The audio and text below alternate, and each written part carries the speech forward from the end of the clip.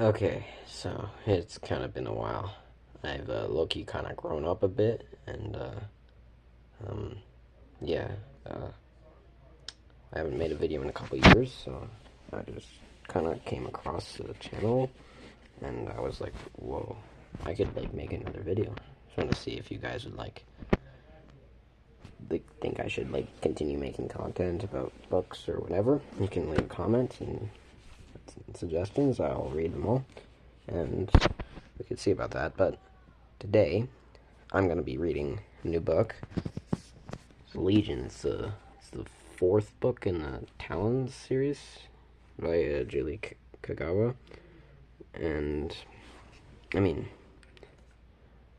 if you haven't read the first three books, you really don't want to read this one because it's going to give you spoilers for sure. You're 100% going to get spoilers if you watch this video before reading the first three, so make sure you do that. All credit to the author here. It's an amazing book, and I mean, I hope you guys enjoy the video. Okay, Legion. Just gonna read the book here. We can do like chapter by chapter. Legion, New York Times best-selling author. There's like a million of them, though. So, okay, pretty good quality on the camera. Okay, I gotta stop getting distracted. Part 1. Sacrifice is necessary. Kind of pretentious. Dante. She was always the favored one. Ember. Mr. Gordon sighed for the second time that hour. Please pay attention. This is important.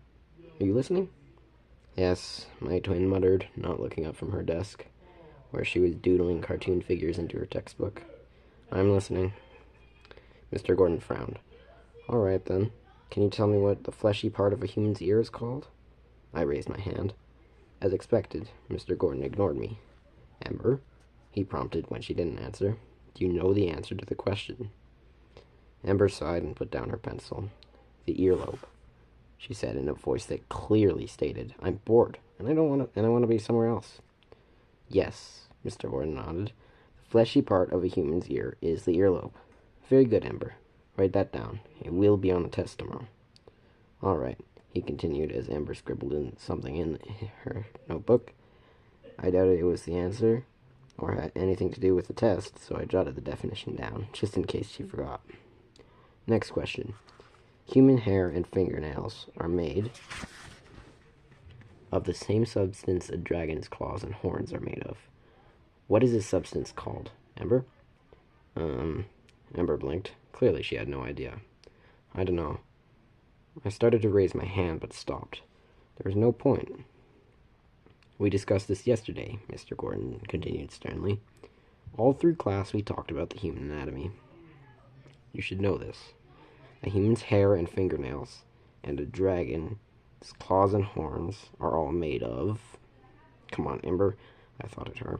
You know this. It's in your brain, even if you were staring out the window most of class yesterday. Ember shrugged, slumping in her chair in a pose that said, I don't want to be here. Our teacher sighed and turned to me. Dante? Keratin, I answered in a clear voice. I mean, that's how it works in my brain, so obviously that's how it works in life as well. He gave a brisk nod, but turned back to Amber. Yes, Keratin, your brother was paying attention, he told her, narrowing his eyes. Why can't you do the same? Amber glowered. Comparing her to me was always a surefire way to make her mad. I don't see why I have to know the difference between scales and human toenails, she muttered, crossing her arms. Who cares what it's called? I bet the humans don't know that hair is made of kraken either. Keratin? Mr. Gordon corrected, frowning back at her. And it is highly important that you know what it is you are shifting into, inside and out. If you want to mimic humans perfectly, you must know them perfectly, even if they do not. I still think it's dumb, Ember mumbled, looking longingly out the window at the desert and open sky beyond the chain-link fence that surrounded the compound. Our teacher's expression darkened. Well then, let's give you some motivation. If you and Dante don't make at least 95% on your test tomorrow. You will both be banned from the game room for a whole month. Amber jerked in her seat, eyes going wide with outrage, and Mr. Gordon gave her a cold smile. That is how important you knowing the human anatomy is, Talon. So I would study, both of you. He waved a hand at the door. You're dismissed. Dun dun dun. Cringe. It's totally unfair, Amber raged as we walked across the dusty yard to our dorms. Overhead, the Nevada sun beat down on me, chasing away the chill of the air-conditioned classroom and warming my skin. Or should I say, my epidermis. Nerd. I smirked at my own joke, knowing Amber wouldn't get it. In her current mood, she wouldn't appreciate it, even if she did. Gordon is a bully. Amber growled, kicking a pebble with her shoe, sending it bouncing over the dusty ground. He can't ban us from the game room for a whole month. That's completely insane. I'd go crazy. There's nothing else to do around here. Well, you could try paying attention, I suggested as we neared the long cement building at the end of the edge of the fence. As expected, the suggestion did not go over well. How am I supposed to pay attention when everything is so boring? Amber snapped, wrenching open the door. Inside, the living room was cool to the point of chilly. A pair of leather sofas sat in an L around a coffee table, and a large television hung on the opposite wall, its huge screen shiny and dark. It had over 100 channels, everything from sci-fi to news stations to movies and sports. An attempt to keep us pacified, I suspected, though it never really worked on Amber. She would rather be outside sitting in a room watching TV than watching TV all day. The room was also spotlessly clean, despite the mess a certain sibling had made of it nearly every day. Amber stalked to one of the couches and tossed her books onto the cushions. They never give me a break, she continued, ignoring the text as one of them slid off the leather and fell to the floor. They just keep pushing me. Do better. Go faster. Pay more attention.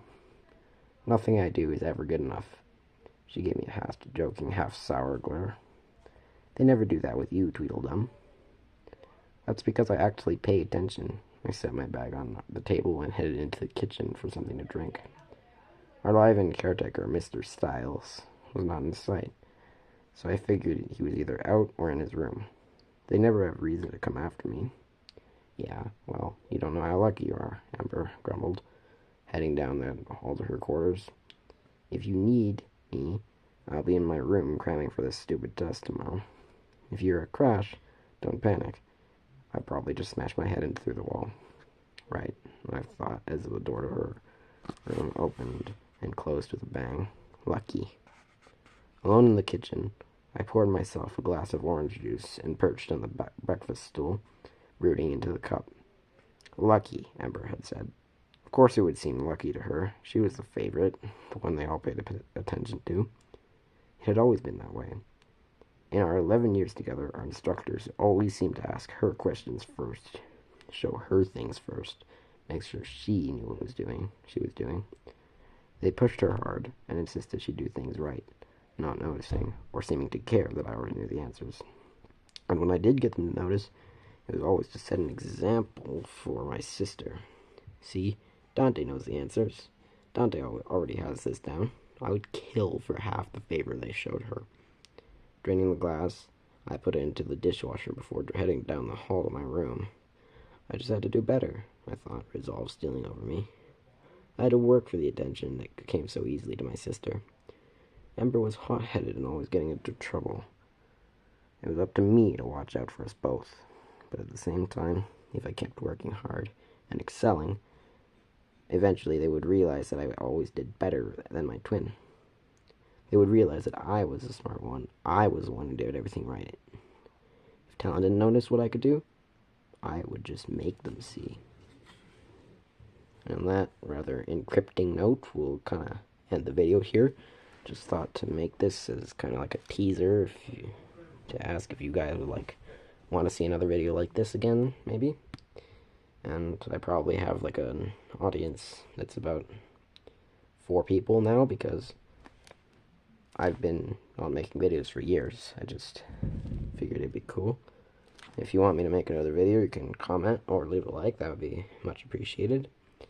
And I guess I'll See you next time? Maybe?